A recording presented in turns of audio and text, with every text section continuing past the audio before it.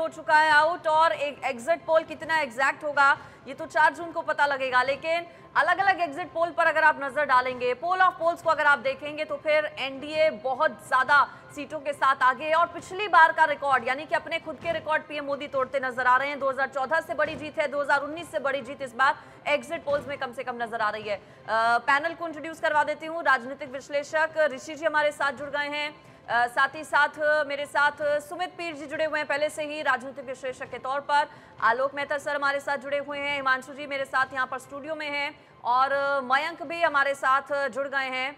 मयंक, सबसे पहले आप ही से शुरुआत कर लेती हूँ, क्योंकि जो पूरा एनालिसिस किया गया है इंडिया न्यूज की ओर से, डी डायनामिक्स, उसमें आपका एक बड़ा रोल रहा। 371 सीटें हम दिखा रहे हैं एनडीए को, अब कितनी एग्जैक्ट होंगी ये तो 4 जून को पता चलेगा। लेकिन ये जीत क्या वाकई में सोचा था कि 2014 से बड़ी जीत, 2019 से बड़ी जीत, पीएम मोदी अपने ही रिकॉर्ड तोड़ते जा रहे हैं जीत के? जी बिल्कुल। जो फर्स्ट 2 फेजेस में जब हम लोगों ने सर्वे किया था, तो उस समय हम लोगों को भी नहीं लग रहा था कि कुछ रुझान इस प्रकार के आएंगे। बट जैसे जैसे फेजेस कंप्लीट होते गए और जैसे जैसे हम लोग आखिरी फेजेस तक पहुंचे, तब उसके बाद बीजेपी का ग्राफ अचानक से बढ़ता हुआ दिखा। पहले फेज़ में, वो जो पहला फेज़ हम लोग कह सकते हैं, वो चुनाव बीजेपी के पक्ष में नहीं रहा, क्योंकि पहले फेज़ का जो हम लोगों के पास डेटा पॉइंट है वो कहीं ना कहीं ये दिखा रहा था कि बीजेपी उस हिसाब से उतने अग्रेसिवली नहीं फाइट कर रही है। सेकंड जो दूसरा फेज़ था, उसमें भी तकरीबन मामला बहुत नज़दीकी का था, और उसके बाद से तीसरे फेज़ से बीजेपी ने पिकअप किया, और उस जितने भी डेटा पॉइंट्स हैं फेज़ 3 से लेके फेज़ 7 तक, वो सारे बीजेपी के पक्ष में रहे। शायद यही एक कारण है जो इतना हम लोग को हिमंगस जंप दिखेगा फिगर्स में 4 तारीख को। यानी शुरुआत के 2 से 3 चरणों में आप कह रहे हैं कि बीजेपी उतना ज़्यादा परफॉर्म नहीं कर पा रही थी, उसके बाद वो एग्रेशन में आई है। हिमांशु जी, इसके पीछे आपको क्या फैक्टर्स लगते हैं कि शुरुआत में, हालांकि चुनावी मोड में तो हमेशा बीजेपी रहती है और शुरुआत से ही तैयारी तो पूरी की गई थी, तमाम जो स्टार कैंपेनर्स हैं वो चुनावी मैदान में पहुंचे थे, जन जन तक जो मैनिफेस्टो है बीजेपी का, जो सरकार की नीतियाँ रही, उपलब्धियाँ रहीं, हर चीज़ पहुँचाने की कोशिश की गई। देखिए, 2 फैक्टर है मेरे हिसाब से। एक तो कॉम्प्लेसेंसी, जिसे हम कहते हैं ना कि भाजपा का कार्यकर समझता था, एक बार ही मोदी जी ने संसद में बोल दिया कि भाजपा 370 पार, एनडीए 400 पार, तो हम तो हो ही जाएंगे। ऐसे नहीं होते। भाजपा का कार्यकर लोगों के घर घर जाके उनको बाहर लाने के लिए मशहूर है, मतदान करने के लिए प्रेरित करना।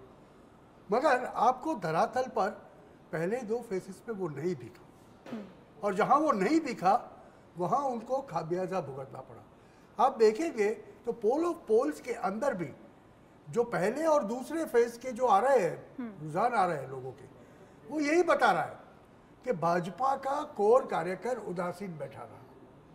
इसकी वजह से जो वोट वो भाजपा के लिए बटोरता था, वो बटोरने में नाकाम रहा। देखिए, निरुत्साह तो था ही था, मगर कैडर ने हर जगह पे वोट किया है। पार्टी की कैडर ने हर जगह पे वोट किया है, ये मेरा स्पष्ट मानना है।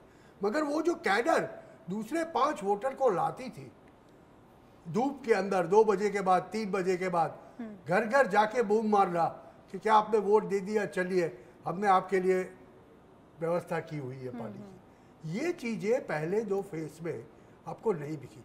और दूसरी वजह जो मैं मानता हूँ वो बहुत स्पष्ट है। पहले फेज में और दूसरे फेज में ऐसे राज्य थे कि जहाँ पर भाजपा का वोट शेयर 12% था केरल में, मगर सीट एक भी कभी भी नहीं आई। तमिलनाडु के अंदर पहले फेज में था, वहां तो उनका वोट शेयर 3.66% था। तो ऐसा कहा जाता था कि वो तो फ्रिंज की पार्टी है, उसके तो कोई वोटर ही नहीं हो सकते। और जो बेस खड़ा किया था उन्होंने, वो उसने जाके वोट किया। तो गुजरात के अंदर भाजपा के लिए 65%, 70% वोट गिरते हैं, और मैं तमिलनाडु में वो एक्सपेक्ट करूंगा तो वो बात नहीं होगी।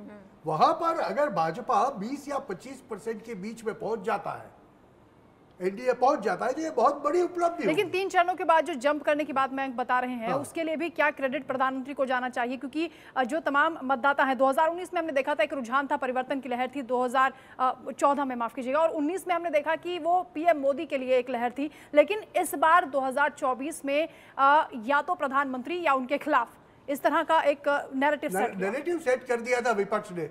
मोदी घृणा, वो समझते थे मोदी को हम जितना धिक्कारेंगे उतना हमें ज़्यादा वोट मिलेगा। हुआ उल्टा। ये जो रुझान दिखा रहे हैं हमें, एग्जिट पोल दिखा रहे हैं, उससे तो हमें यह पता चलता है कि जहां जहां विपक्ष ने मोदी को गाली दी वहां वहां उसके वोट कम हो गए और उसके जो कोर वोटर है वो इतने निरुत्साह हो गए कि वो बाहर ही नहीं निकले। तो ठीक ये है, तीसरे फेज से ये सिलसिला चला। ठीक है। हमारे साथ जम्मू कश्मीर के पूर्व डिप्टी सीएम निर्मल सिंह जी जुड़ गए हैं। निर्मल जी, स्वागत है आपका इंडिया न्यूज पर। एग्जिट पोल क्या कह रहे हैं, आपका पहला रिएक्शन सबसे पहले एग्जिट पोल्स देखकर? देखिए, ये जो अपेक्षित जो था उसी आधार पर जो है एग्जिट पोल के जो रिजल्ट्स लगभग सभी चैनल्स दिखा रहे हैं। ये खुशी की बात है क्योंकि ये सब हमारा अनुमान ही नहीं था, क्योंकि जिस प्रकार से 10 साल की मोदी सरकार की उपलब्धियां और जो हमारा ऑर्गेनाइजेशन स्ट्रक्चर है, हर बूथ तक, आखिरी आदमी तक, वोटर तक पहुंचने का, उसको हमने बड़ा तरीके से जिस प्रकार से इसको जो है ऑर्गेनाइज किया और बाकी किया गया है, उसके कारण जो है, और जो लोगों का फीडबैक था, जब हम लोगों में गए, लोगों पर का जो फीडबैक था वो उसी के कारण जो है लोगों ने वोट भी डाले हैं और उसके कारण जो है रिजल्ट जो हैं जैसे एक्सपेक्टेड लाइन से पर आएंगे, मुझे लगता है इससे भी बेटर आएंगे। जो एग्जिट पोल है इससे भी बेटर रिजल्ट्स होंगे, ये हमें पूरा विश्वास है। लोकतंत्र के इस पर्व को जिस तरह से जम्मू कश्मीर के लोगों ने इस बार सेलिब्रेट किया है वो काबिले तारीफ है और पूरे देश में इस बात को लेकर जब वो तस्वीर सामने आती है, बारामूला की खासतौर से जब वोटर्स का उत्साह वहां पर दिखाई देता है, वो अपने आप में एक नज़ीर पेश करने वाली बात है। आपको कैसा अनुभव हुआ जब वोटिंग के लिए इतनी बड़ी संख्या में लोग बाहर निकले और सुरक्षा को लेकर वो पूरी तरह सुनिश्चित अपने आप को देख पा रहे थे?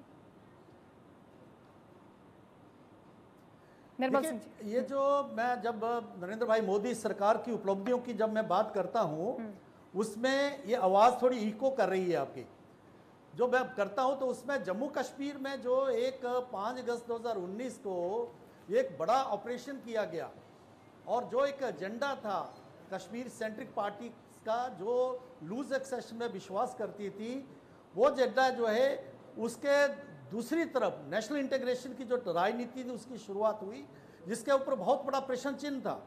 सिर्फ भारत में ही नहीं, कश्मीर में नहीं, पूरी दुनिया में इस प्रकार की बात थी कि क्या होगा।